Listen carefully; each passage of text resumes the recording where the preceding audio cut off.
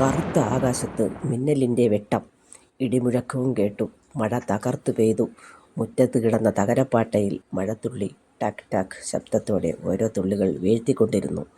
കുടിയനായ ഭർത്താവ് വീട്ടിലെത്തിയില്ല. അവൾ കരഞ്ഞ കണ്ണുകളുമായി വാച്ച് നോക്കി. സമയം 12:30. ഇനി എവിടെയാവും വീണ് കിടപ്പുണ്ടാവുക? കുടിയനല്ലായിരുന്നെങ്കിൽ എന്തു നന്നായേനെ. ചൂട് കഞ്ഞിയും ചമ്മന്തിയും പപ്പടവും പയറുപുഴുക്കും ഒരുമിച്ചിരുന്ന് കഴിക്കാമായിരുന്നു. കോരിവെച്ച കഞ്ഞി മൂടിവെച്ചവൾ ചിന്തിച്ചു. കുടിയനേക്കാൾ നല്ലത് മടിയനാണ്.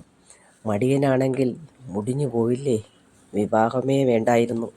മറ്റൊരാൾ എന്താവണമെന്ന് എന്തിന് വെറുതെ ചിന്തിക്കണം? സ്വന്തം വീട്ടിൽ ഞാൻ പോകും, അവൾ മനസ്സിൽ പറഞ്ഞു.